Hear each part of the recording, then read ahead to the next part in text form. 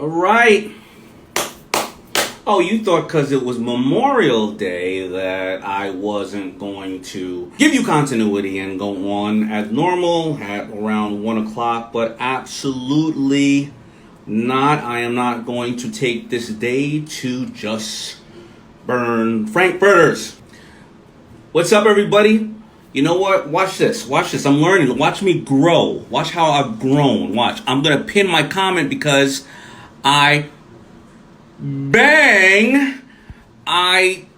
team, who's much smarter than me, as I always told you, they said, why don't you just copy it and then easily be able to punch it in. And I was like, that is actually genius. So simple, but I'm growing in leaps and bounds. And first of all, happy Memorial Day, but more importantly, thank you. You are remembered, and we do honor all of our men and women in the services who protect us and give us the freedom to be here today. And those, of course, who have passed, and to all the family members of those who have passed, I know that you have served with them, and they have given me the honor and to be a free man and be able to address you. So thank you all for your service. I have to honestly say that if anybody ever asks me anything that I ever regret, it is not going into the service when I was a young man, and I do not know why I didn't, because I love my fellow Americans and my country so much. So I truly do want to thank you. My mother always, when there was any kind of holiday, she would always make me do some level of a book report on it. So I was aware of the reason why we had that day off. And I would always do it that day, and it would take me anywhere from 2 hours to 4 hours when I got up. But I do know a little bit about history because she made me appreciate the reason why we were celebrating that day. It wasn't a day necessarily just to hang out. And why am I working today? I call this work, but it's not work because I love what I do, and I'm hopefully out there helping and educating and inspire you, because the men and women that fought for our freedom gave me the right to work today and gave me the ability to work today. So I'm sharing this amazing day with you, and I hope that you all are safe and happy. So welcome to Powershift Your Week. Of course, I have my little notes, so I'm getting better. I'm my own producer. Welcome to Powershift Your Week. I have my little intro written out here and why I do this, but I already know why I do it. I do it so that I can help motivate everybody and inspire you for the week ahead, and give you some of the tips, as well as learn with you on what's going on out there today, so that if you learn something today, it makes you a little more smarter for tomorrow. And I'm going to just give you some things that help inspire me and help me set my goals. And Powershift Your Week is powered by T-Mobile for Business. That means T-Mobile for Business. They want to make sure that they also are giving you information and new ways to empower yourself throughout your week, throughout your business. And your business can be whether you work at a company, or it's your company, you work within a company, or your personal business, how you are juggling what's going on in this world, and you're working someplace, but yet you're setting out to start your own goals and follow your own dream at the same time. So the first segment, I like to call it, is Did You Know? Listen, you can make up your own opinions, but you cannot make up your own facts. By the way, shout out to Timo. Thank you for giving me this shirt that honors our men and women in the services. The segment of Did You Know? A recent Small Business Administration study found that veterans are 45% more likely to be self-employed. I want you to think about that. And why does that work towards you, and how can you use that in your own way and to empower yourself? Well, first of all, think about the fact that veterans learn a very specific skill when they are very, very young, and they go ahead and they use that skill in the next career or movement of their life. And how can you do that? I mean, of course, veterans are learned to complete a task, no matter what it needs. They work within a time manner right? They also see a wall, and the wall there, they go over, around, or underneath the wall, right? They learn to work in a system of other people. They also, with that skill set, know that there's a vast amount of people, as I say, in your Rolodex, right, that you can tap into when you leave the services, or if you decide to stay in the service. How can you use that yourself? Well, look at the skill sets that you have. Remember, no matter what the situation is here that is happening now, and you have to go into your toolbox, your war chest, and know what skill do you have that you possess. You may not realize you have a great skill. Listen, when I worked at Red Lobster, I wish I can tell you that it was the best job ever. No, it wasn't. It was a waiter. But what did I learn in there? I learned how to sell. I learned the ability to sell. That would take me for the rest of my career, the ability to sell. And what did I learn? Not just, hi, how you doing? You want to buy this? Well, I learned a business part. I learned that the Red Lobster, and most of you who understand being a waiter, a waitress, or working in a restaurant, there's no money made off of the steaks, off the seafood. That actually is what we call in my business a loss leader, right? It's what bringing you in, right? Eat all the shrimp you want, right? Where is the money made? Appetizers, the liquor, and the dessert. And that is what we call margin builders. Right? It's the same way that you may see designers or somebody sell something that costs a lot of money, and they sell one of those things because you know where most designers make their money off of? Most of the designers make their money off of t-shirts and jeans. That's what we call margin builders. We don't care necessarily about the other expensive items. What do you think Louis Vuitton and a lot of these great big companies make money off of? And Gucci? Belts. How many Gucci belts do you see in the damn street? Right? So we call those margin builders. But I learned only through Red Lobster when I was looking at the paperwork, and they would say, hey, you have to sell more of this. And how did I sell more of that? Well, I never got to the table and took the whole order. I always got to the table and said, would you like to order some appetizers while you look at the menu, or some drinks? The reason being in doing that is if somebody's looking at the whole menu, then they're not going to order appetizers necessarily because they're already thinking about the big ass steak they're going to have, right? Also, people almost never wanted to buy dessert after they were full. So what do? Hey, let me ask you something. While I just took your order, we have a beautiful chocolate mud pie, or whatever the case is. It takes a little time to prepare, or you want to order it now. And worst scenario, if you don't want it, when your meal is over, I'll either take it off the check or you can take it home. Come on. Even if you're trying to be, cute at the table and not seem like, you like to eat a lot of dessert, you go, yeah, no problem. Maybe I'll take it off the check. You know you're going to take it home.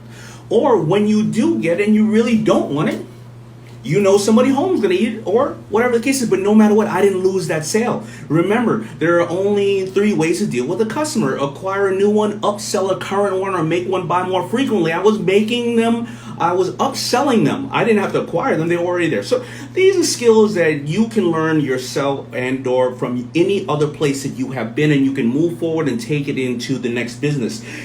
It could be just being able to communicate more openly with people. It could be the fact that your skill set is you open up the room with a smile when you come in and you make everybody feel better. It could be the fact that you're a great listener. You're the one that everybody wants to come to. So maybe you need to be in HR, because maybe you're smart enough to realize that you communicate like your face is built.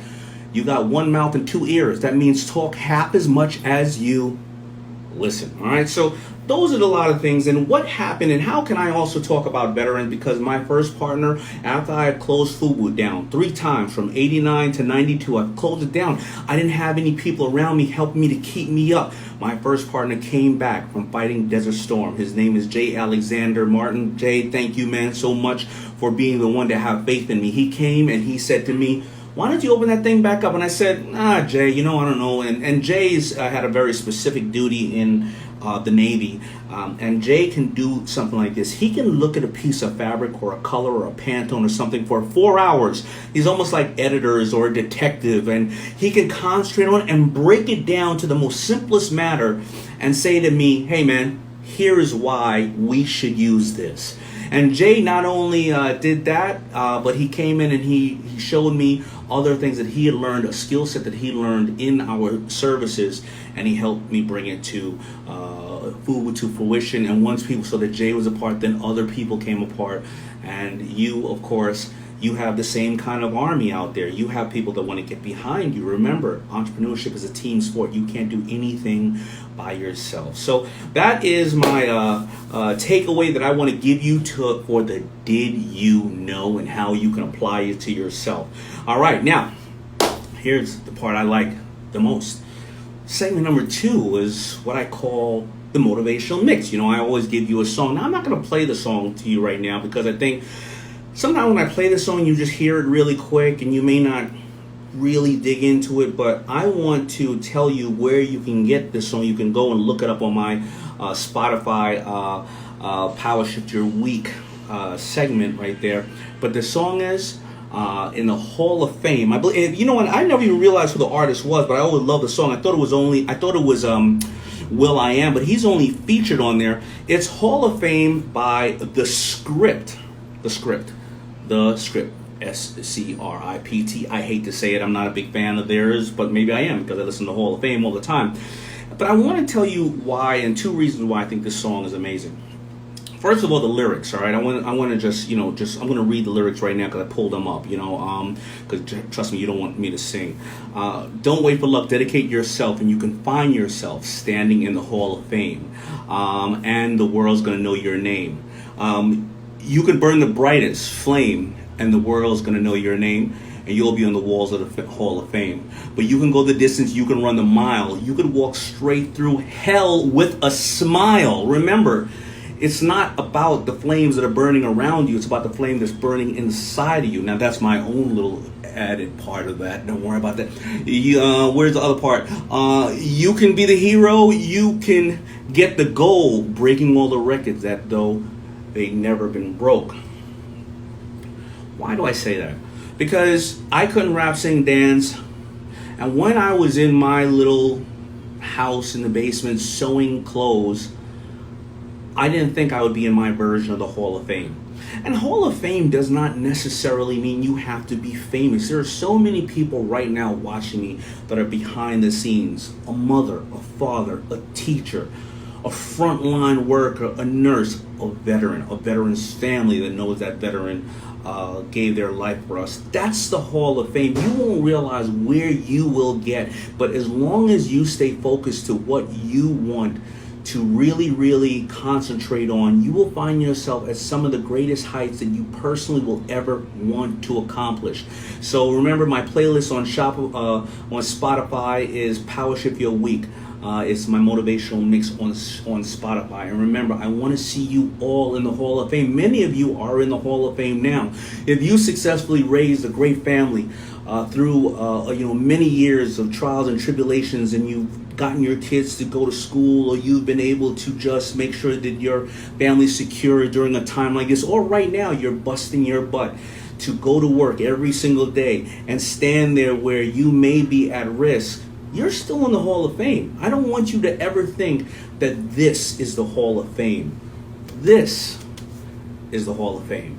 All right, so the next part I want to get to is T-Mobile for Business Fan Q&A, and I'm going to bring somebody on here. His name is Adam, and he has a company called Reuben's Brews, all right? And we're going to learn from him, and thank you to T-Mobile for giving me a really amazing guest that I'm going to bring on here, Adam from Reuben's Brews. Let me pull him up right here. Adam, what's up? Hi, how are you? I'm well. Hi, yes, I was the one on Billions last night. Thank you, Adam, for asking. How you doing, man?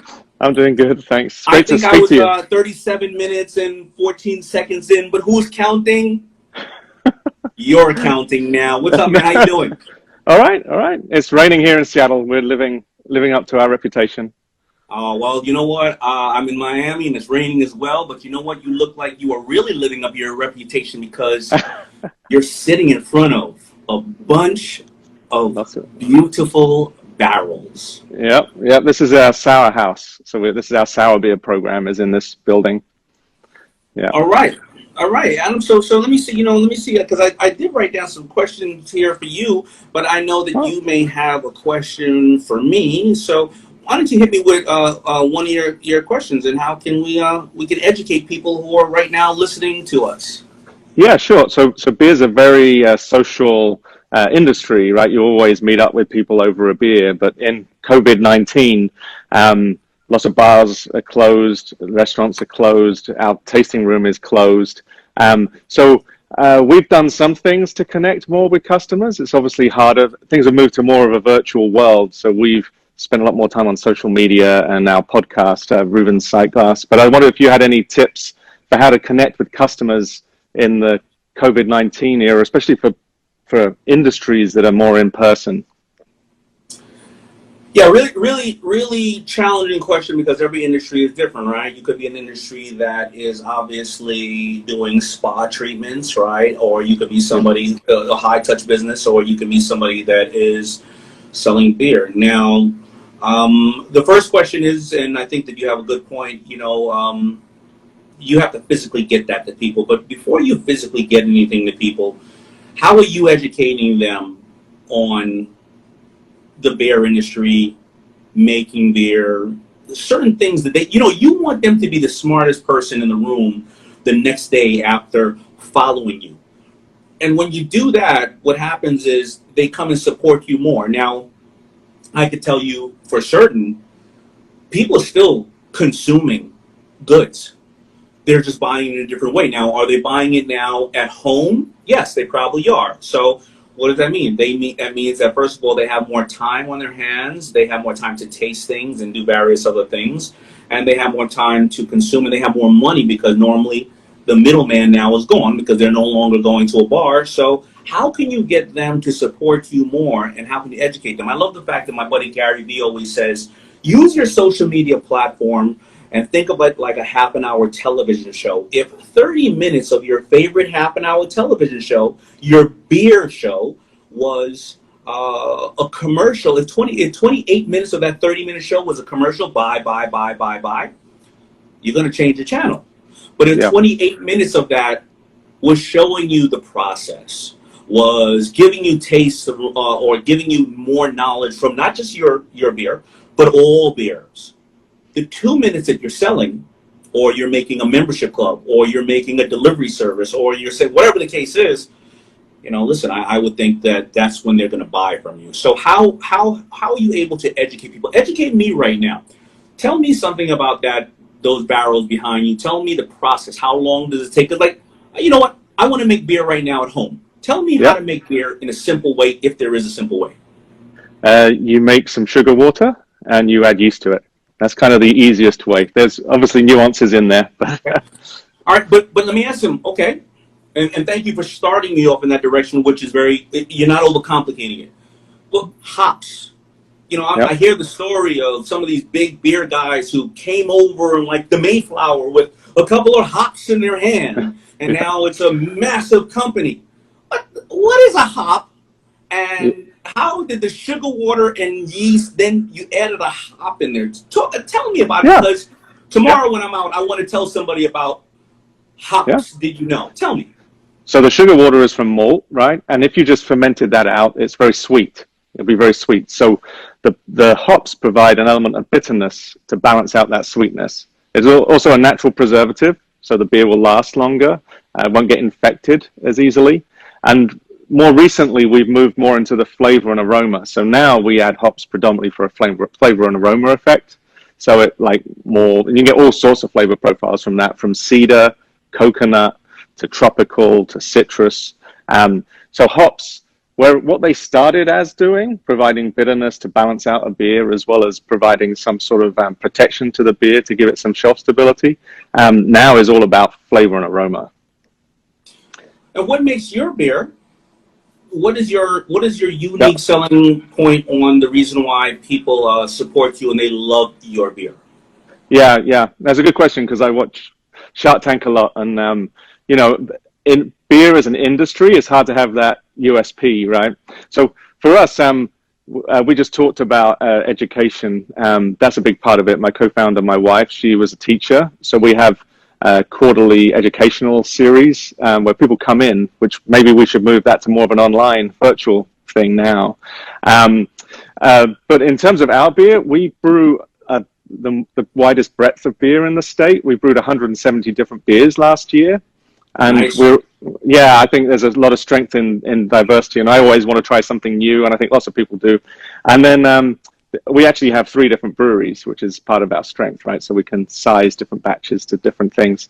And then the other piece is we're the most decorated brewery in the state. So we've won more awards than anybody else. So I think we prove that we can do a lot of things, and we can do them well. And I think over time that gets us a reputation of trust, right?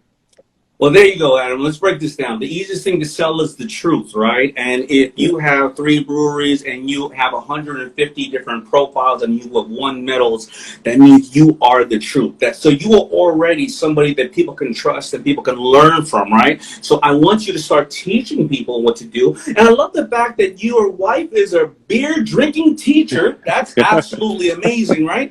Yeah. But how do right now as people go out to celebrate over the next next couple of months, how do they have that big, nice, beautiful barrel in their home maybe, and you fill it up, or is there a monthly subscription, or is there something else like that? Try to find ways, obviously, to keep providing for people. But thank you for so much of what you do, and thank you, T-Mobile for Business, for bringing on somebody that can actually give me now a better education. So now that I'm going to be going out or calling people, I'm gonna act like the beer expert. So I'm sorry if you see me in Shark Tank this season using a lot of your beer knowledge. Oh, please do. Kevin O'Leary, you always hear him. He knows so much, and it's only because he does exactly this. I'm not going to give you any credit either. That's wine, though, right? We don't want to talk about wine. That's right. That's right. All right, man. Thank you so much. I appreciate it, man. Cheers. Thank you. Thanks for your time. You too. Bye. That was actually amazing and informative. Thank you so much, Adam, for giving me the knowledge. But more importantly, thank you for being an everyday entrepreneur and holding your own during these tough times. If you men and women watching can support Adam, of course, try it and check out his stuff and let me know how good his beer is. I mean, I know it, obviously. I'm not a big beer drinker, but I know it's obviously good because he's gotten awarded and he has so many different profiles and so many different and several different breweries. That means that Adam knows exactly what he is doing. All right, so now I'm going to get to my favorite part, which is challenging you. Right, my challenge of the week. So I want you to think about something that you're uniquely strong at, and I want you to identify that initiative and use that skill. And why did I choose this? I want you right now to think about that call to action of what I'm doing right now and saying, use that skill that you're really strong at, and ask your team to reflect and be able to do that same skill, as well as ask your team what they're strong at. And be able to, of course, you try to adapt to that. And I wrote down a quick note for you guys because I go all over the place and I want to keep right now I want to keep on point. So anyway, so what the skill is, just like I said about sales, right? I want you to take that skill set and I want you to identify that and work with your team on that, as well as find out where each one of them or your partner, your significant other, and find out where they're strong in their skill set, and you work on that as well to build, right? Because a lot of times, if I didn't teach you or talk to you about that sales ability that I had, you may not have known, you may not have thought about it, it may not have tapped into your mind on things that you are really good at. Obviously, just talking to Adam, he's almost like a chemist. He's almost like a scientist, but he also enjoys the flavors. So he's really good at breaking out various different flavors and profiles that people obviously find attractive, because he wouldn't still be in business if you look at 80-20, if you look at the fact that he only probably had 5 things that do well, right? He has 150 profiles, so probably 50 to 80 of them do really, really well. That means he must be really like a mad scientist when it comes to creating really great flavor profiles of the beer. That is his skill set. What is your skill set? Is it the fact that you can communicate really well? Is it the fact that you can concentrate on things? Do you see the bigger picture and you need people behind you? I always see this big picture, but my skill set is saying you can think bigger. Think bigger. Where am I weak? I'm weak where I'm not detail orientated. So what do? I get people that are detail orientated. And if you're like me, you get frustrated when people are detail orientated because you are the big glossy person. But they add such a great value. So what is my skill set? Accepting the fact that I need other opinions, accepting the fact that somebody else's skill set that I may disagree upon is something that I desperately need. Don't get in your own way. Is your skill set that? Your skill set may be just like me. You see the big glossy picture. I started with hats going, oh my God, I want to conquer the world. Well, how was I going to get there? I needed my partner, Jay. I needed my partner, Norman, Bruce, Keith, Carl, to be the detail-oriented people to say, okay, Damon, we can help you. Maybe you're the detail-oriented person who then can go to somebody who always has glossy dreams, who's all over the place, and say, let me bring you in, man. Let me home you to this point. Why do you want to do this? What do you want to accomplish out of it? What are the steps that you're going to take, right? I meet so many people who say, well, I'm just an accountant. I'm just this. I'm just that. There is no just anything. There is learning what you do best and then finding somebody who needs your strength and saying, how can I apply this to your world, right? So that's what I want you to think about. And that's what I want your call to action to be. Is my challenge of the week is really to go out there and learn your skill set and maximize it, just like the great men and women in this country who served us and then came back and started their own business or served somebody else in another company. Remember, you don't always have to be the top dog. You can be the person right on the side, right? Batman always needs Robin. Robin needs Batman, right? Make sure that you understand how you can serve your own self, just like great men and women of this country who have served us before. And that is the challenge. And let me know how this challenge goes by emailing me at damon@damonjohn.com. Of course, you know how to spell my name, but just in case you don't, I know maybe backwards here is Raymond, but with a D. It's spelled like Raymond with a D. And that's about it. That is my Powershift Your week. Thank you so much. And of course, it was powered by T-Mobile for Business. Thank you so much, Adam, for coming on. Thank you, everybody out there who is watching. And I'm going to see you tomorrow at 1 o'clock. And I got a special guest, a veteran. And I didn't even know he was a veteran, but he's my man, my brother. His name is Ice-T. You probably know him. A lot of you probably only know him as being a very one of the longest running police officers on TV. And he's going to be on tomorrow, but he actually started off as a music artist, a rapper. So we're going to talk to him about the transitioning on how you can power shift yourself from being a veteran to a gangbanger to a rapper to the longest running cop on television. And that is absolutely going to be amazing. And so again, thank you so much for T-Mobile for Business for celebrating our veterans and for powering my Powershift Your Week talk. Thank you, everybody. Go check out the song, Hall of Fame. Oh, let me see. Wait a minute. I think my producer just came in the room. Come on, you want to say goodbye to everybody? This is my producer. All right. Ooh, okay. Say goodbye to everybody.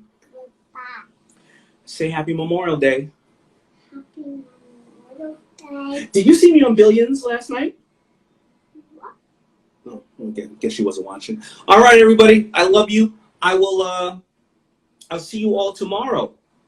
Have a happy and safe Memorial Day.